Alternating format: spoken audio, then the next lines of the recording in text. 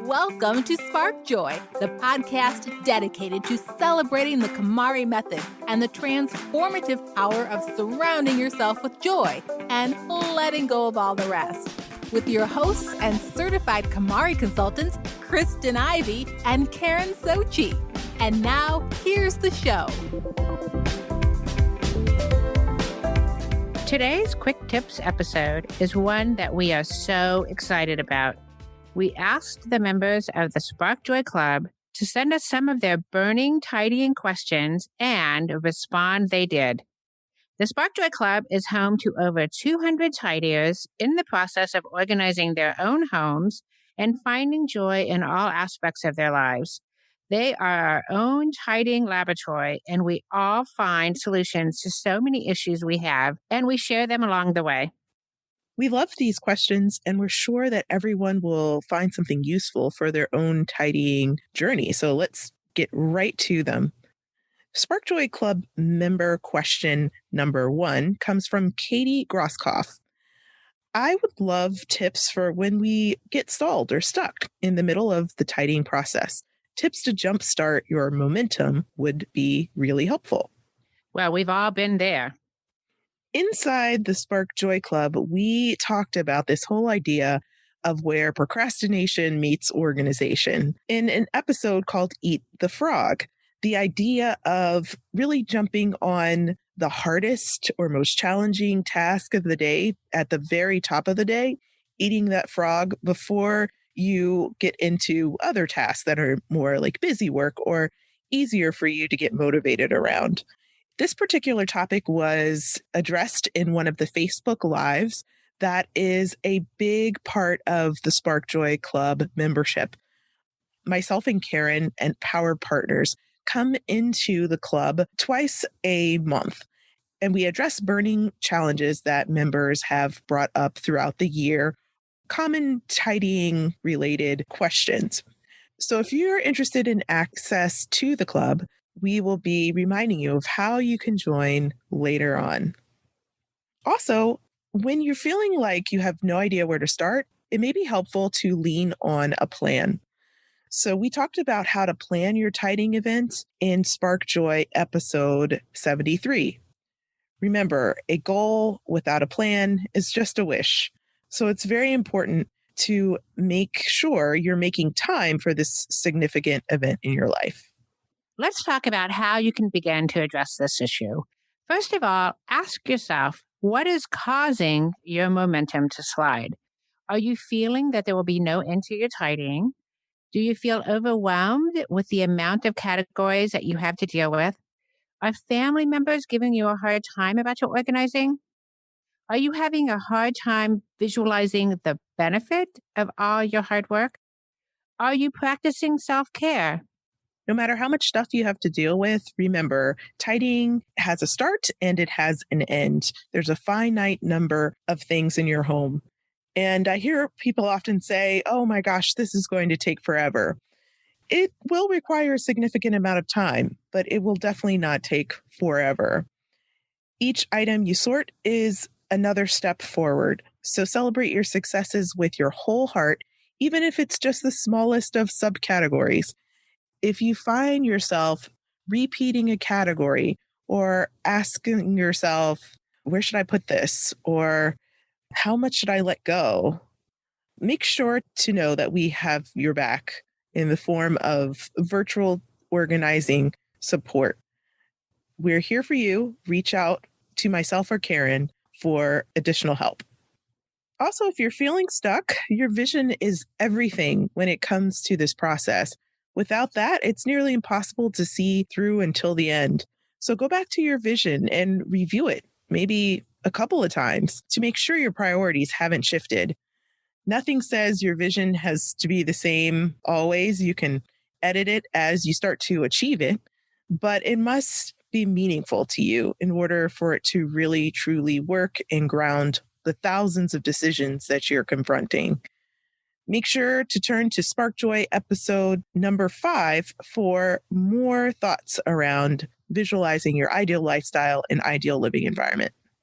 If your family or others in your life are not supportive, Maybe you will have to consider your tidying vision without their participation. It's okay if they're not interested in tidying their own things, but if they are really resisting your efforts, it's definitely time to sit down in a neutral, relaxed settings and discuss what their concerns are. Remember, you should never tidy tired. Make sure to take a break, get some nourishment, and prepare yourself for this mental and physical exercise. Nothing will sap your motivation faster than trying to make decisions while you're tired.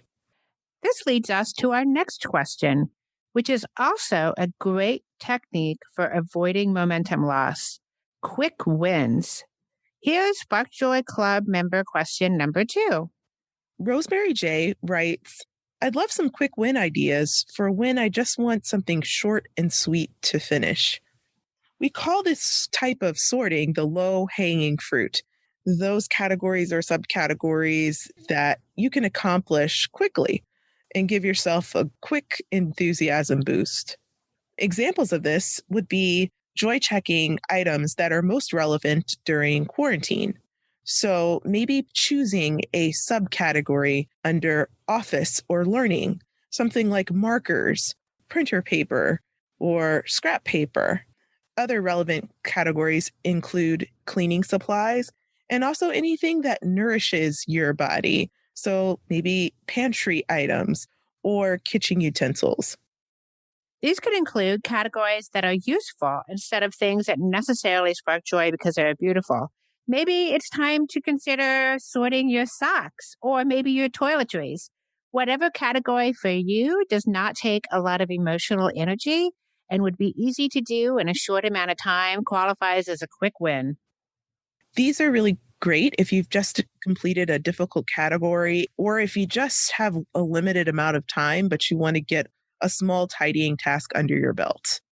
It could be that your home has become an Amazon box storage facility. Maybe you have lots of donations that you have already identified that can go right out the door now. It's okay if some of this work goes out of category order. If you have already identified that some things are already going to be going on to their next home. So get those donations out the door, recycle those Amazon boxes, bask in the glory of all your newfound space. Those type of activities are how you organize the organizing process. It's okay to organize subcategories before you've finished an entire category. Go ahead and fold your edited t-shirts before you move on to your workout clothes for a much needed boost. You can also play the pickup game. Turn your attention to putting away a particular item that you have already verified is staying in your home. That allows you to make sure that you're honoring your click point. You can also prepare for your next tidying moment.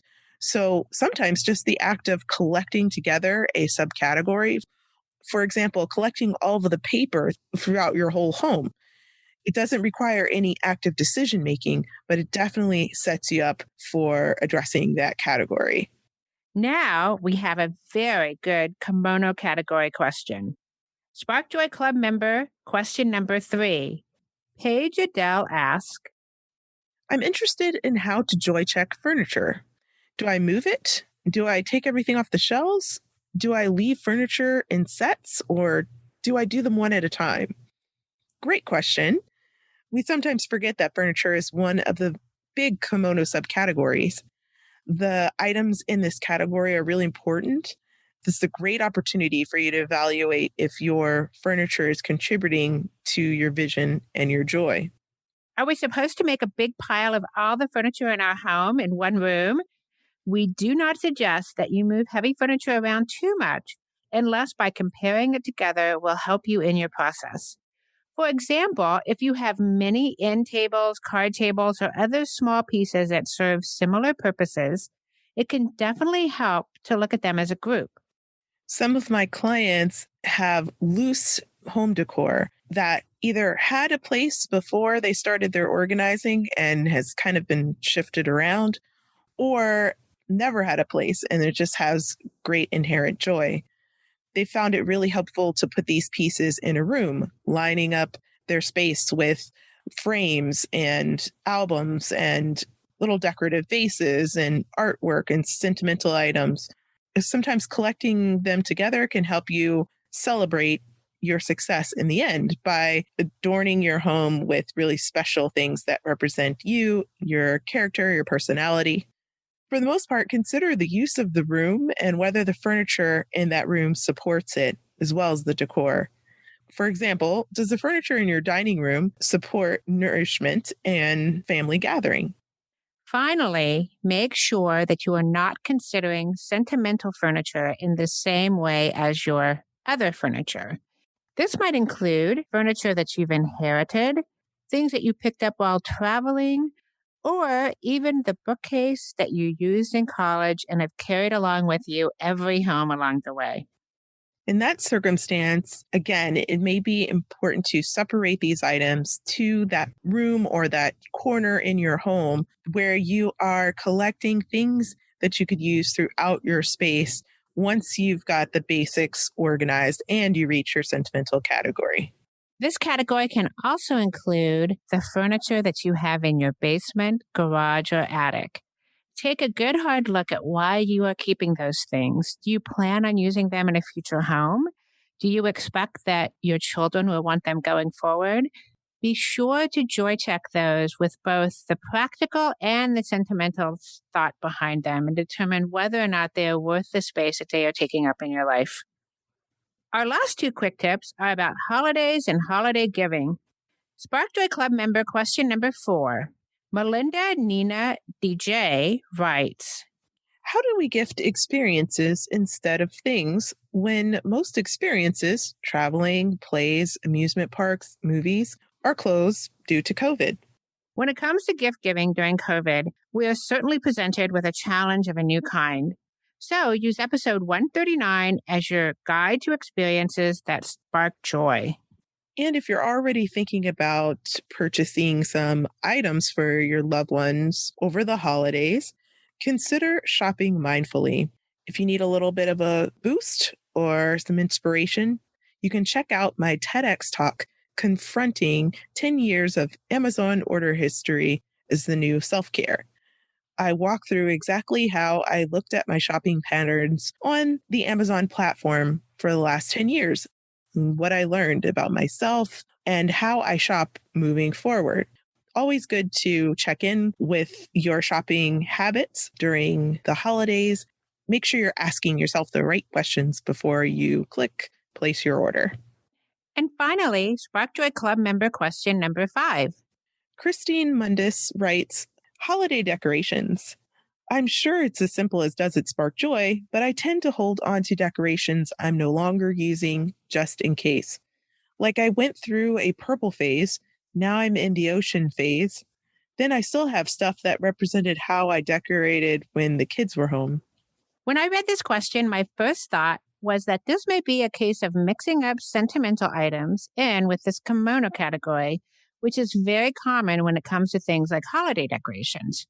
Most of us have a variety of decorations that are a combination of design decisions like oceanside and beach related, and things that we have hung on a tree for years and years. In this case, you should hold off making decisions about seasonal decor until you're right up against that sentimental category. Decor does represent kimono or miscellaneous items, so just make that the very last subcategory before you jump into sentimental. That way, you can get a lot more decisions behind you and really lean into which items are of inherent joy to you versus which are trendy or which represented, a blue phase or a purple phase. And there you have it, our Spark Joy Club members' burning tidying questions. We so appreciate the time that they took to share with us some of their issues and challenges along their journeys. We so much appreciate all of the contributions our members make to the club, not only helping themselves and supporting each other, but also the insights and inspiration they give to both Kristen and myself. Before we close, we'd like to send a special welcome and thank you to our newest Spark Joy Club members at the Joy Sparker level, Vivian Baker and Susan Shirk. Join over 200 serious tidiers who are making 2020 their very last year of being disorganized. We welcome you to extend the conversation around taking action, living and maintaining a tidy lifestyle. When you join the Spark Joy Club, you will also get access to exclusive Facebook Lives that address more burning tidying questions and your unique challenges. So now we want to hear from you. Tell us your burning tidying questions or share stories about how KonMari has impacted your life.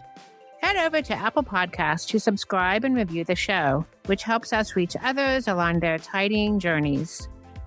To extend your tidying experience, you can join the Spark Joy Club. Visit sparkjoypodcast.com and click Join the Club to become a member of the Spark Joy community, or join us on Facebook, Instagram, and Twitter. Thanks for tuning in, and we hope your day sparks joy.